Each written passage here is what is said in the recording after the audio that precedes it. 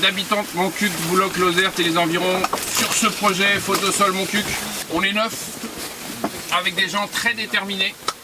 Et pour nous aujourd'hui c'était important de redémarrer sur une journée, mais de bien qu'on sache bien tous que en fait là ce n'est que le point de redémarrage de la mobilisation qu'on avait su lancer il y a 5 ans, où on avait organisé des réunions publiques en invitant des gens qui étaient pour les projets, parce que nous on est vraiment dans une démarche de stimulation de l'esprit critique et d'information générale, et donc pour nous c'est des problématiques qui nous concernent tous, y compris les gens qui pensent que ce genre d'installation c'est quelque chose de positif. On avait constaté que malgré cette volonté d'ouverture, les gens étaient vraiment très remontés, très en colère.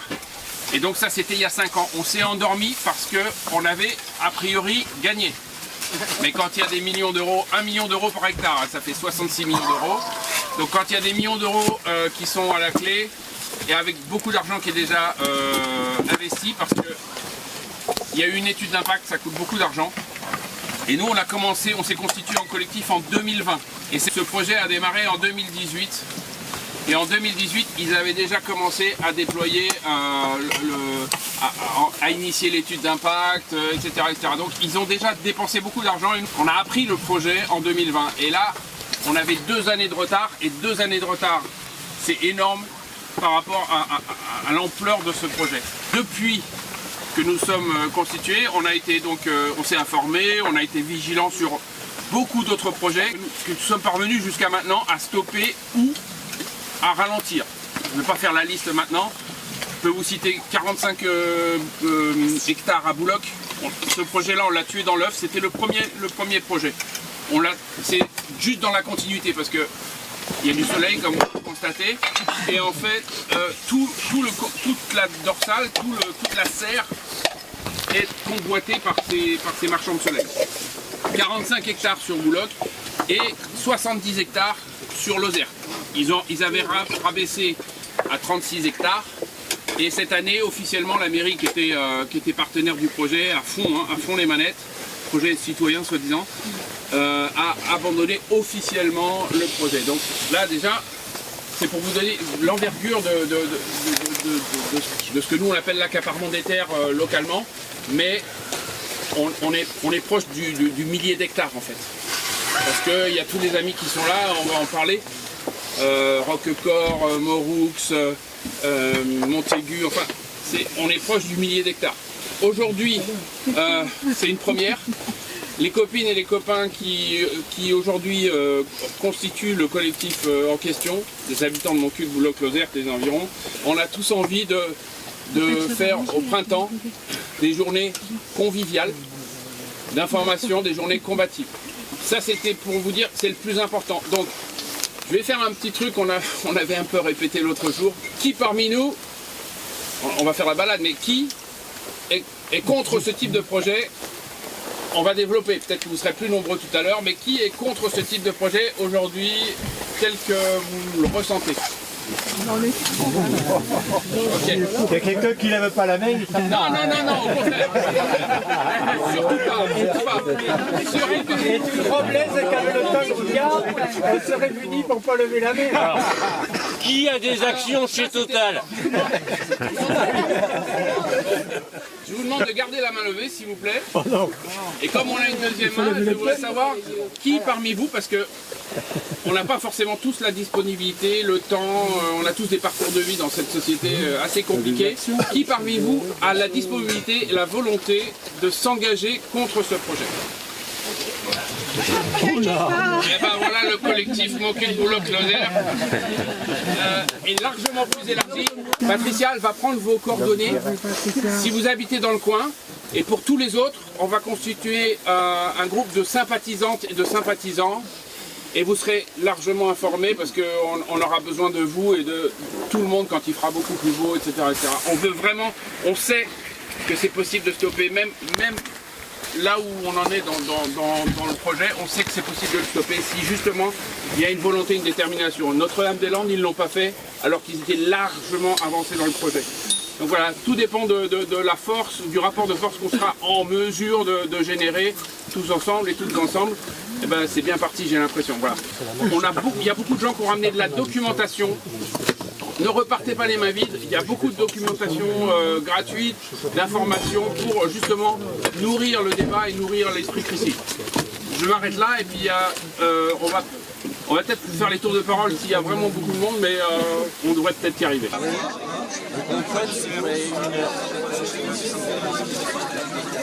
Alors là c'est Dominique qui s'en va, et Dominique il tient une ferme et il est adjoint à la mairie de Sainte-Juliette. Et c'est la seule mairie du coin qui s'oppose officiellement à tous ces projets-là.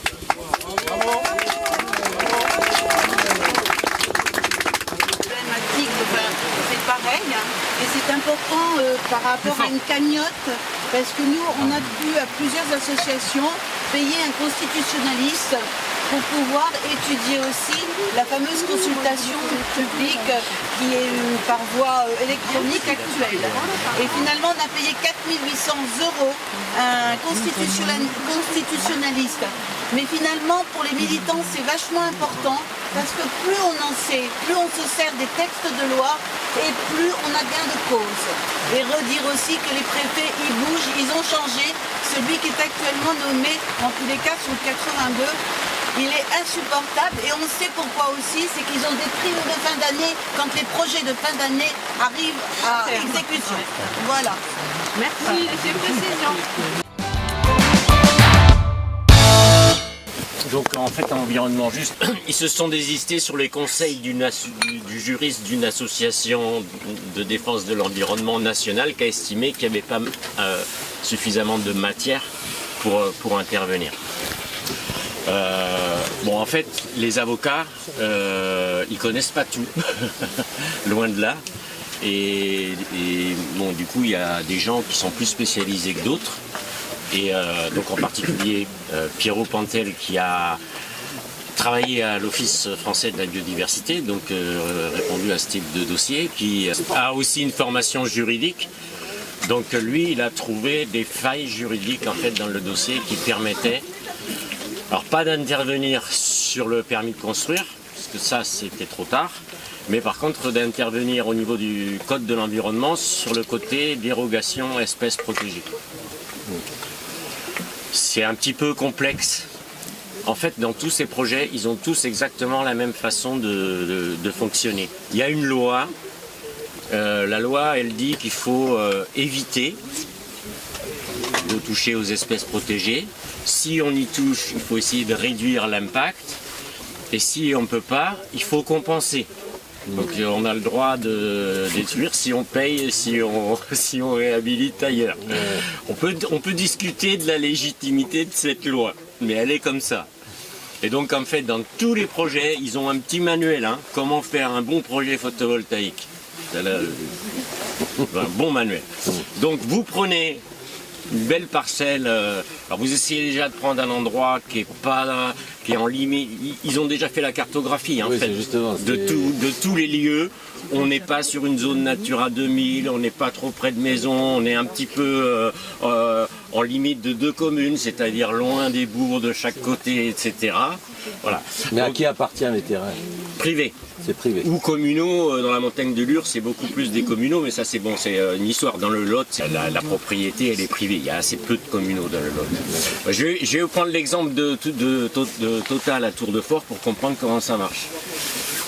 Ils ont pris une zone, donc c'est juste limite de la commune de Cabreret, de Sauliac et de Tour de Fort, sur le Causse au milieu où personne va trop se promener. Enfin, au moins les gens du coin, parce qu'il y a quand même un chemin de randonnée et un chemin de VTT. Donc ils ont pris une zone de 66 hectares. Et puis, il y a un lac de Saint-Lanfez. C'est les lacs qui sont creusés dans la roche là, pour abreuver les brebis. Il y a des pelouses sèches. Donc ils ont dit, bon ben voilà, cette partie-là, en fait, on va l'enlever. On enlève 27 hectares.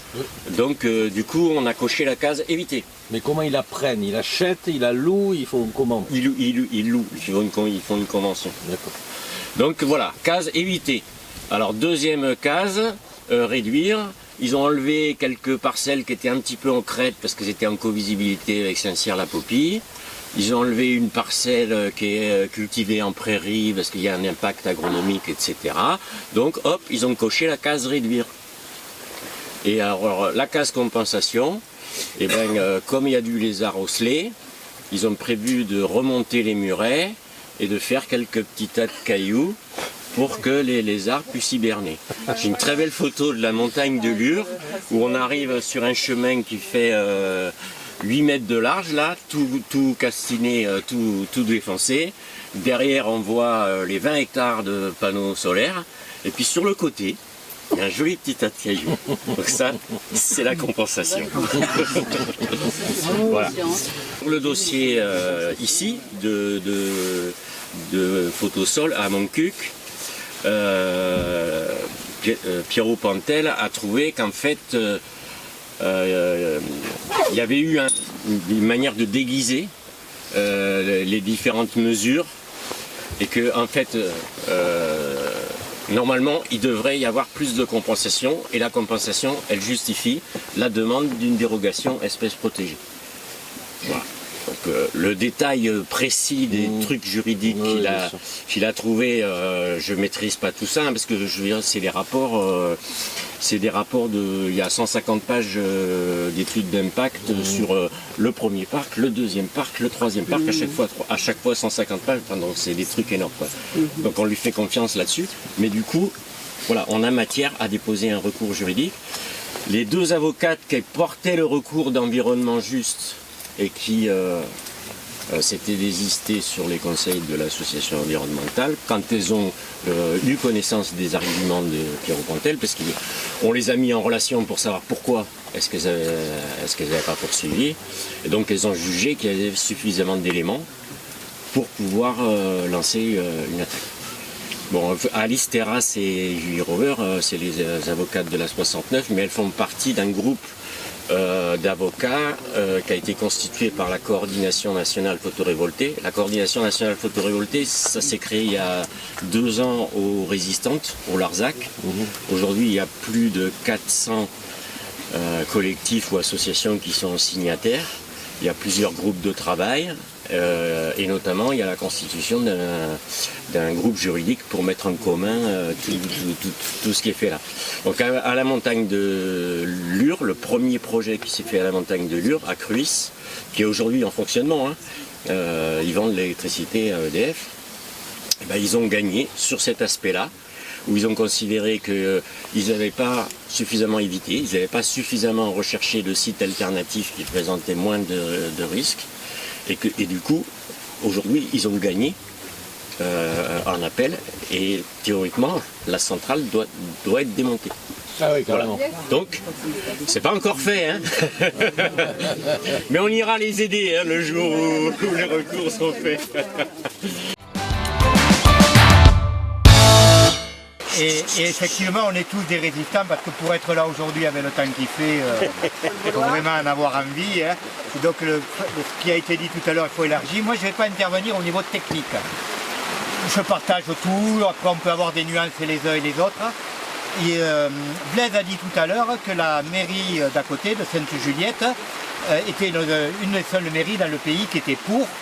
Qui était contre, pardon, hein, voilà. Et il a rappelé tout à l'heure qu'en 2018, hein, la mairie de Montcuq avait bien porté les choses. Je rappelle juste qu'on est au mois de novembre, il y a des élections municipales au mois de mars, et on sait qu'il y a des choses aussi qui se décident à ces niveaux-là, quoi, hein, des municipalités. Tout le monde a dit tout à l'heure qu'au niveau politique, les préfets, ils sont aux ordres d'un gouvernement. On imagine le gouvernement actuel vers quoi il tire, quoi, hein. Et bon, mais ceci dit, il y a des élections municipales au mois de mars. Je ne suis pas là pour faire de la politique, loin de là mon idée d'ailleurs. Mais peut se poser la question quand même, parce que ça changerait la donne si on imaginait que les communes de Bouloc, Montaigu, Montcuq avaient une autre posture. J'ai vu Pierre ce matin qui discutait avec des candidats écolos, candidate au municipal à Montcuq, qui lui a dit qu'elle était pour, quoi, hein, le projet. Donc voilà, on a peut-être des questions à se poser pour peser là aussi. Hein. Alors ceux qui sont Montcuquois, ceux qui sont par ici, pourraient se poser la question de se voir aussi en plus de la lutte quoi, hein, que l'on est en train de mener pour peut-être anticiper ce genre de trucs. Dernière des choses, moi je suis pour tout ce qui est juridique, tout ça, je suis un militant par ailleurs. Moi je trouve que quand tu as dit tout à l'heure qu'il y avait les grosses pelles en train de faire les trous là, avec le fameux géologue, archéologue, là je sais pas quoi, hein, moi je crois que ça pourrait se poser la question d'y aller manu militari, même à 4 ou 5, et de se dire là t'arrêtes de faire les trous pendant 5 minutes. Hein. Moi j'ai envie d'avoir cette posture à un moment donné, hein, de dire ben, on se met en travers et on arrête de faire les trous. Ça dure 1 heure, ça dure une demi-heure parce qu'on ne va pas y passer la vie, mais pourquoi pas aussi avoir ce type d'attitude. Parce qu'à Castres pour la 69, hein, ils ont eu aussi ce style d'attitude. C'est pas à 4 ou 5. Hein, et c'est pas à 4. Ouais, mais enfin, bon, qu'est-ce qu'ils vont nous faire? Un peu plus nombreux. Et à Notre-Dame-des-Landes, ils ont gagné parce que physiquement, à un moment donné, il y a eu le rapport de force aussi, quoi. Hein. Alors moi je fais partie de l'association Environnement Roquecorps et d'autres collectifs. Roquecorps, c'est pas loin d'ici. Hein. Voilà, c'est à 15 km à peu près. Donc sur Roquecorps, l'association s'est créée suite à un projet qui est sorti, qui a été porté par l'ASA qui est du côté de Mauroux. Donc ils voulaient faire un projet de 150 hectares qui partait de Mauroux sur le plateau et qui finirait à Roquecorps.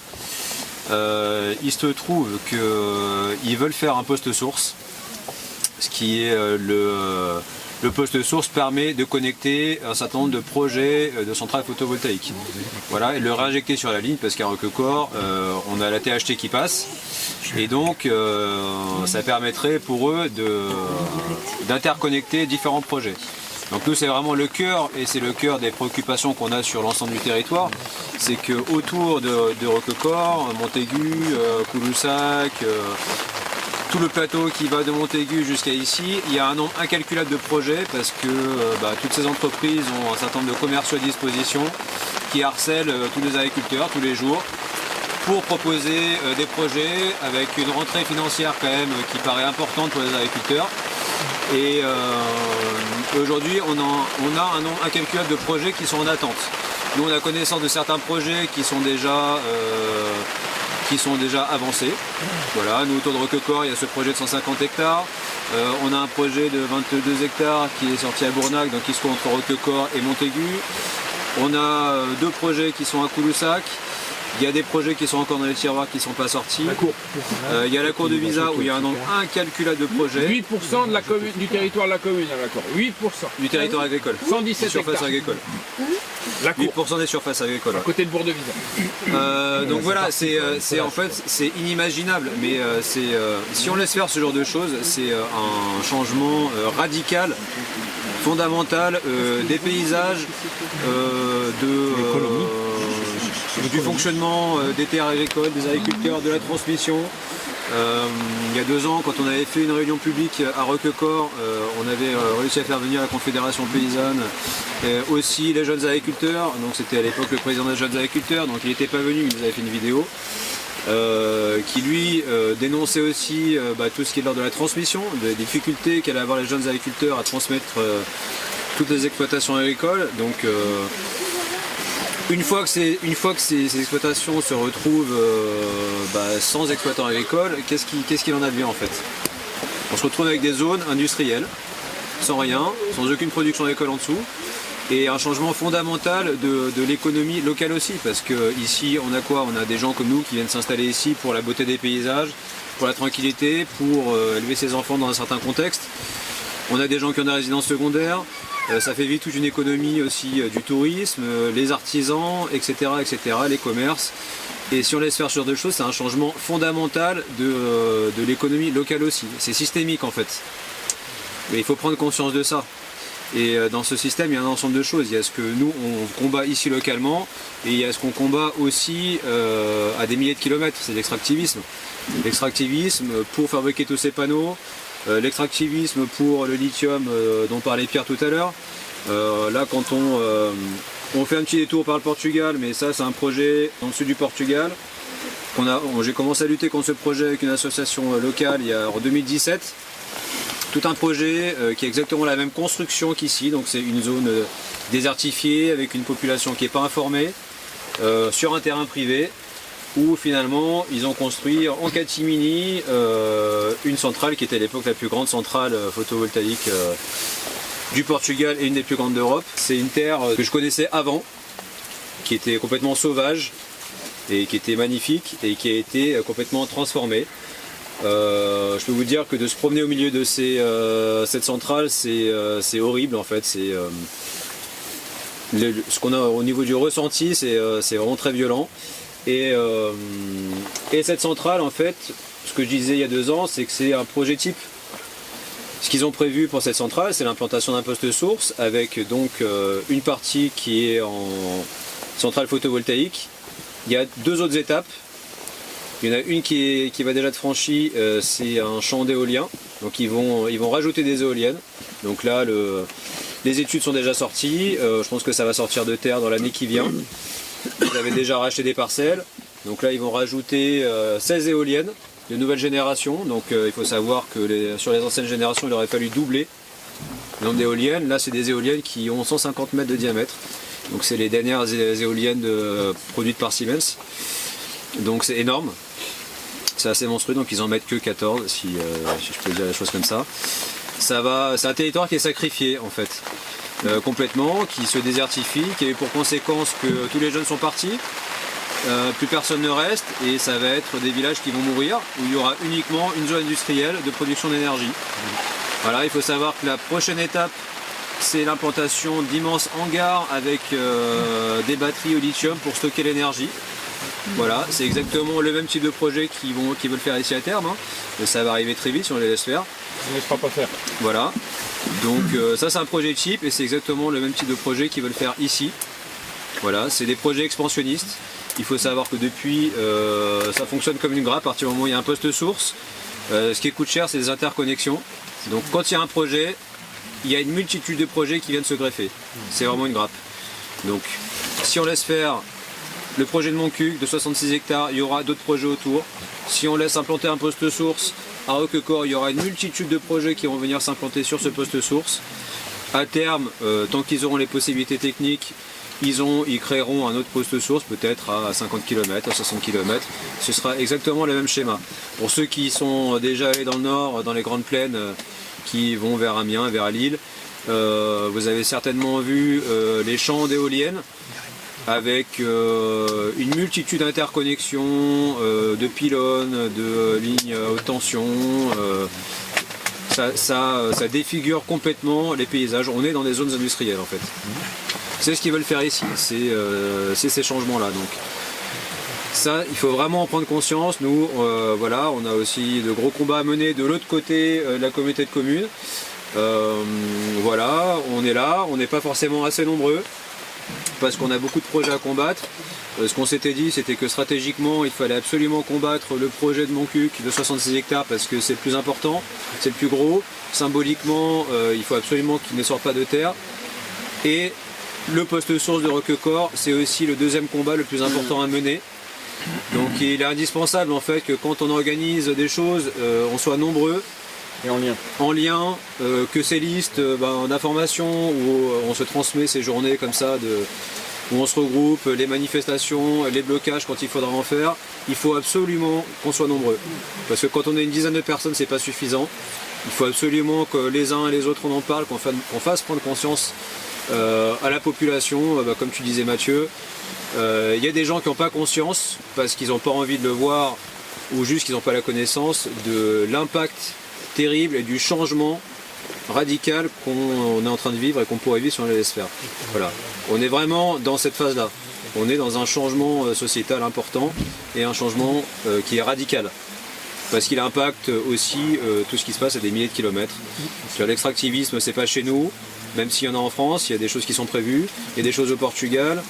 Il y a un plan au niveau européen pour recentrer notamment toute l'exploitation minière, du lithium mais pas que. Donc je sais qu'au Portugal, comme c'est le cas dans l'Allier ici et ailleurs, ils relancent l'extractivisme à mort. Voilà, on sait quelles sont les conséquences des mines, donc c'est des conséquences qui sont lointaines mais pas si lointaines que ça, parce qu'il y a des choses à quelques centaines de kilomètres de chez nous. Et il n'y a pas de raison qu'ils s'arrêtent si on les laisse faire. Ce sera exponentiel. Donc il faut absolument qu'on échange entre nous, qu'on soit en lien et surtout qu'on se mobilise. Ça prend du temps, ça prend de l'énergie, mais c'est absolument nécessaire. Et quand je vois que dans une journée comme aujourd'hui, on est présent alors qu'il fait froid, on est sous la pluie, voilà, c'est vraiment pas des conditions idéales, et ben voilà, c'est ça qu'il faut répéter et c'est vraiment indispensable. Quand il fera beau, il y aura du monde. Quand il fera beau, nous on a des luttes importantes qui nous attendent les uns et les autres sur nos territoires. Il faut absolument qu'on se déplace et qu'on soit présent pour leur montrer que cette terre leur appartient pas et qu'on est présent. Ouais. Voilà. Ok, merci Gab. Nous on a comme objectif dans l'association Arrequecor de mettre la pression parce que c'est bientôt les élections au mois de mars. Donc nous on veut mettre la pression sur les futures équipes candidates, rencontrer les futures têtes de liste, donc les futurs maires, mais aussi l'ensemble des conseils municipaux parce qu'il ne faut pas avoir un dialogue unique avec le maire. Voilà, c'est l'ensemble des conseillers municipaux qui sont élus. Donc il faut absolument les rencontrer, on a cet objectif. Donc de les rencontrer, de connaître leur positionnement et surtout de faire connaître leur positionnement à l'ensemble de la population. Donc en faisant des marchés, en ayant des stands. Et il faut absolument que les uns et les autres dans nos communes, on leur mette la pression, c'est le moment, on a quelques mois. Il faut connaître leur positionnement et il faut rendre leur positionnement public. Il faut que ces gens-là assument en fait. Voilà, c'est vraiment indispensable. Et si on laisse faire ce genre de choses, c'est un changement fondamental de l'économie locale aussi. L'extractivisme pour fabriquer tous ces panneaux, l'extractivisme pour le lithium, c'est un territoire qui est sacrifié en fait. C'est un territoire qui est sacrifié. C'est un territoire qui est sacrifié. C'est un territoire qui est sacrifié. C'est un territoire qui est sacrifié.